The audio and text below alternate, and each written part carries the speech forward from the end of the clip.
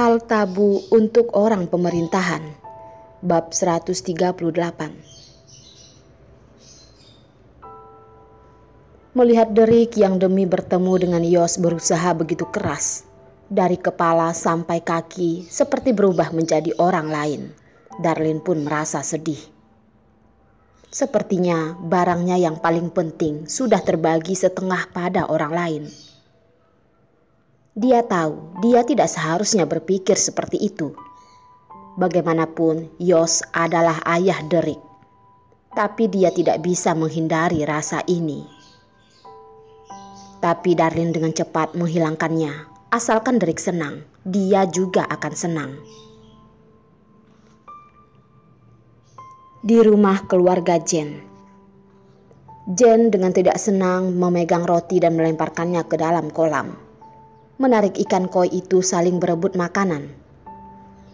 Gisela yang melihat ini langsung menggelengkan kepala dan berkata, "Jen, kalau kamu menyuapi mereka seperti ini, perut ikan akan meledak." "Aku tidak peduli. Kalau mati ya mati. Palingan ganti lagi saja." Jen tidak menghentikan gerakannya, malah mengambil segumpalan dan melemparkannya lagi. Dia tidak senang. Kenapa ikan-ikan ini malah hidup dengan baik? Dia ingin semua orang sepertinya. "Kenapa kamu harus begitu? Ikan koi ini juga tidak melakukan kesalahan padamu. Aku katakan padamu, ikan-ikan ini adalah kesayangan ayahmu. Sebaiknya kamu berhenti." Gisela tahu dia sedang tidak senang. Orang pemerintahan sangat tabu dengan kematian peliharaan di rumahnya. Itu mengartikan ketidakberuntungan. Demi koi ini, mereka bahkan sengaja memperkerjakan pelayan profesional untuk mengurusnya. Koi melambangkan keberuntungan. Ada pertanda baik kalau koi ini melompat. Suaminya sering mengundang rekannya datang untuk melihat koinya. Jen juga tahu dia pun tidak berani benar-benar membuat mereka sampai mati. Dia juga lebih takut dengan ayahnya yang terlihat sangat galak itu. Tapi nada bicaranya tetap sangat tidak baik. Dia berkata, "Ibu, putrimu sudah sangat kesal. Kamu malah lebih peduli pada koi. Apakah aku bahkan tidak bisa dibandingkan dengan koi? Asal berkata kamu. Kamu adalah putri satu-satunya ibu. Juga adalah satu-satunya keturunan keluarga ini. Siapa yang tidak menjagamu dengan sangat baik?" Gisela berpura-pura marah berkata. Jen pun melampiaskan dan membuang roti itu ke lantai. "Ibu, kamu hanya bisa menghiburku. Putrimu ini sudah dikecewakan orang. Siapa yang berani membuat putri kesayanganku kecewa? Ibu akan membantumu." Gisela dengan tidak tega memegang tangan Jen. Semenjak mengetahui hal yang dia alami, dia semakin tidak tega dengan putrinya dan tidak bisa menerima kalau putrinya mengalami sedikit penderitaan. Bukankah itu semua karena Darlin si keji itu? Sebenarnya ibu sudah mengatakan padanya atau belum sih? Kenapa sama sekali tidak berguna?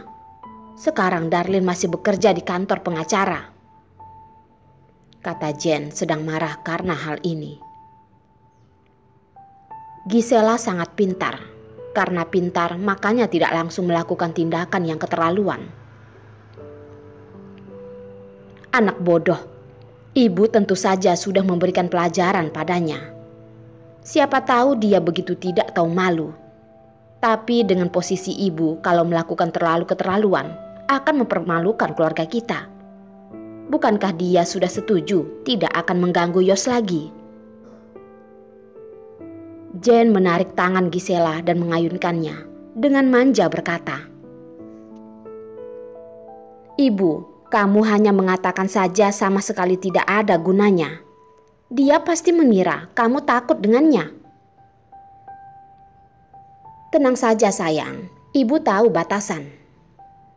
Gisela menenangkannya dan menepuk tangannya. Tatapannya bersinar. Dia ingin menggunakan cara halus terlebih dahulu sebelum menggunakan cara lain untuk memaksa. Kalau Darlin begitu tidak tahu diri, dia tentu akan memiliki cara mengatasinya. Hanya saja wanita adalah hal yang paling membuatnya khawatir. Gisela tiba-tiba berubah. Dengan perhatian bertanya,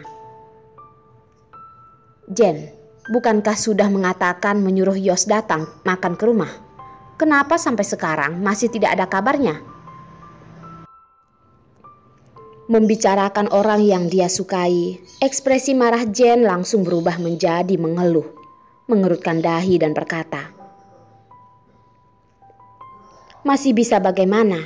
Semenjak mengatakan hal itu, Yos sudah tidak begitu ingin menghiraukanku. Semalam aku juga sengaja membawakan puluhan porsi makanan siang untuk karyawannya." Mengatakan ini, dia pun dengan menyedihkan berkata lagi, "Aku masih dengan keadaan lapar menunggunya makan. Malah dia pergi dengan Perlina dan Darlin. Ibu, mana mungkin aku tidak marah kan? Ternyata beberapa hari ini kamu marah dan tidak mau keluar rumah karena hal ini." Gisela pun menganggukkan kepala tanda mengerti. "Jadi apa yang harus aku lakukan? Apakah aku masih harus terus tersenyum? Aku tidak sanggup melakukannya." Sifat Jen memang lebih arogan. Dulu dia bisa berteman dengan Darlin juga karena sifat Darlin yang baik. Sekarang Darlin tiba-tiba dia menurutinya lagi. Dia tentu tidak bersedia. Dan wanita yang selalu dia rendahkan itu juga bersama dengan pria yang dia cintai. Dia mana mungkin bisa menerima hal ini. "Kamu ya masih terlalu muda." Gisela menggelengkan kepala lalu berkata lagi, "Bukankah pria tidak menyukai sifat wanita yang terlalu galak? Dengan sifatmu ini akan membuat pria semakin menjauh. Akhirnya membuat wanita lain memiliki kesempatan." "Ibu, jadi apa yang harus aku lakukan?" Memikirkan Yos yang mungkin akan bersama dengan wanita lain, Jen pun merasa dadanya sangat tertekan dan sulit bernapas. "Kamu benar-benar begitu menyukai Yos kan? Dengan posisi ayahmu, anak muda tampan dan berbakat di kota Leidong, mana yang tidak bisa kamu dapatkan?" Gisela mengakui kalau Yos memang adalah pria yang sangat hebat. Tapi kota Leidong begitu besar. Pria hebat juga sangat banyak. Walaupun Jen pernah mengalami hal itu dengan kemampuan keluarganya, ingin menutupi hal ini bukanlah hal yang tidak mungkin. Jen langsung tidak senang berkata, "Ibu, bukankah aku sudah mengatakannya pada kalian? Aku hanya menyukai Yos. Dan pria yang kamu katakan itu, apakah sehebat dia? Bukannya semuanya adalah anak orang kaya, bergantung pada keluarga dan bermain di luar. Aku tidak mungkin menyukai mereka." Gisela dengan tidak setuju berkata, "Lihatlah dirimu. Ibumu belum mengatakan apapun mengenai Yos. Kamu sudah buru-buru mulai melindunginya. Putriku, kalau sudah dewasa benar-benar harus menikah. Zaman sekarang ini tidak ada relasi mana mungkin bisa berkembang pesat. Tidak peduli keluarga kaya mana juga ada relasi.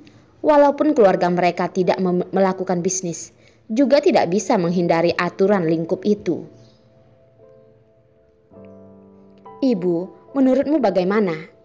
Apakah Yos marah karena hal itu? Sekarang aku tidak berani mencarinya lagi. Ayah sudah mendesak. Waktu sudah tidak banyak lagi."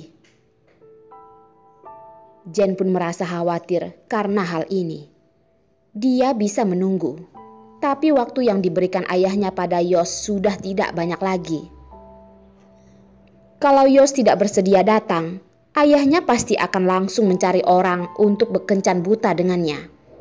Dia tidak ingin kencan buta dengan orang lain. Bukankah dia keberatan karena kamu memukul Darlin? Kamu tarik Darlin untuk mengatakan pada Yos saja. Memang orang yang lebih tua lebih berpengalaman. Ucapan Gisela benar-benar tepat. Ibu, kamu ingin aku baikkan dengan wanita palsu itu? Aku tidak mau. Jen sama sekali tidak berpikir dan langsung menolak ide ibunya. 1 detik pun dia tidak bisa menahan. Keberadaan Darlin terus memperingatinya akan dia yang mengkhianati dan mempermalukannya. Kalau kamu peduli dengan Yos, hal ini bukanlah apa-apa. Kalau kamu tidak menyukai Yos, ibu juga tidak akan memaksamu. Tapi kamu harus dengan patuh pergi kencan buta dengan orang yang ibu kenalkan.